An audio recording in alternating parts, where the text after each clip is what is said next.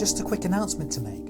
Over at Civil Conversation HQ, we've been looking to go on a journey, and we're going big. Being big fans of football, we've decided to bring you guys the How Did They Build That of all 20 Premier League teams. So make sure you jar out that subscribe button. Miller, lovely cushioned header for Gerrard! Oh, you beauty!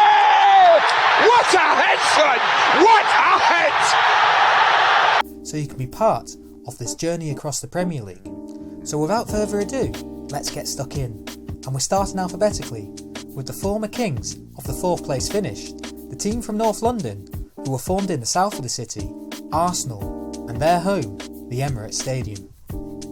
Our story starts in the early 1990s with the publication of the Taylor Report in response to the Hillsborough disaster in 1989. The report recommended the tearing up of terraces and replacing them with all-seater stadiums, which would eventually become a requirement from the government. To adhere to the requirements, Arsenal's current home of Highbury, which had terraces galore, would see its capacity reduced from 57,000 to under 40,000 spectators. This significant reduction would have an impact on the club's matchday revenue to help serve the club's existing debts. Therefore, the club would look to increase capacity somehow to make some extra cash. The first option was to expand Highbury, but if you've ever been to the area, you probably know there's quite a lot of nice houses knocking about around there, and plenty of middle class residents who wouldn't be best pleased to see the houses demolished. Coupled with the fact that some of Highbury stands were listed buildings so could not be significantly altered, a major expansion of Highbury would be a non-starter. After even exploring the possibility of relocating to the old Wembley Stadium, it was decided the club would build a new 60,000-seater stadium just down the road from Highbury in Ashburton Grove, which at the time composed of a rubbish processing plant and industrial estate. After a bit of issues initially getting support from locals, planning was approved on a new stadium in December 2001. The financing for the stadium would be a Tory wet dream, coming from entirely private sources, which mainly consisted of bank loans and sponsorship deals, including a £100 million deal with Emirates for a 15-year naming rights to the stadium. With backing both financially and politically, plans for the stadium would be drawn up, and there were several design considerations which would be implemented in the design of the stadium.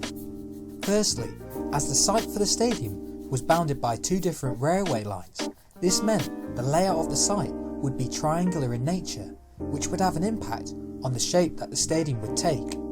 A rectangular shaped stadium was first considered, however this was discounted as it would not utilise space efficiently. It was found that an elliptical design was the most appropriate at maximising space within the constrained site, which would take the eventual shape of the stadium. Next up was the roof, which was designed to slope inwards to the pitch and have open gaps between the roof and upper tier, providing as much airflow and sunlight to the pitch as possible, which is important to maintain a high quality pitch. The roof would be supported by 8 tripods which circled the stadium, transferring vertical loads from the roof into the concrete cores, then into the ground via piled foundations which extended up to 18 metres into the London clay below. Construction on the stadium started in February 2004, and by August 2005 the stadium structure was topped out. Once all the external work was done, it was time to install the seating, with the honour of installing the first seat going to none other than Arsenal's Abou Diaby. If you've ever been to the Emirates, you will have noticed that the seats are rather posh compared to other stadiums, and they are used in both the home and away ends. The reasons for this was that by having them in both ends, it would treat both sets of fans as equals in terms of respect, leading to reduced chances of football hooliganism and violence within the stadium. But considering a ticket can cost upwards of 90 quid or about 18 pints in a London pub, I think it's safe to say we know where the hooligans are heading to. The first game to be played in the Emirates was Dennis Bergkamp's testimonial, and the first competitive game for Arsenal was on the 19th of August 2006, which was a 1-1 draw against Aston Villa, with Villa's Olaf Melber having the honour of scoring the first Premiership goal at the Emirates Stadium. A good pub quiz question for you. Despite the fact games had already been played inside it, the stadium was officially opened by Prince Philip on the 26th of October 2006, who was filling in for the Queen, who was unable to attend as she had back problems, with Philip saying during the opening, "Well, you may not have my wife, but you've got the second most experienced plaque unveiler in the world." However, the Queen, not wanting to miss out on the opportunity to meet Kolo Touré, would eventually make amends, inviting the Arsenal team for afternoon tea to Buckingham Palace in February 2007, the first team to ever do so.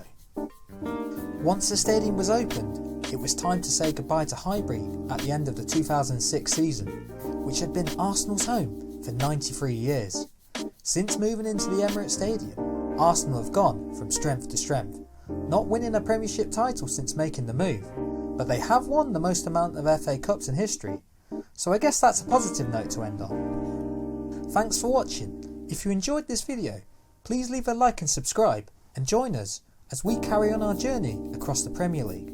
Next up is everyone's favourite English team, who you would have never have guessed have actually won a European Cup, Aston Villa, and their home of Villa Park. This has been a civil conversation, and I will see you in the next video.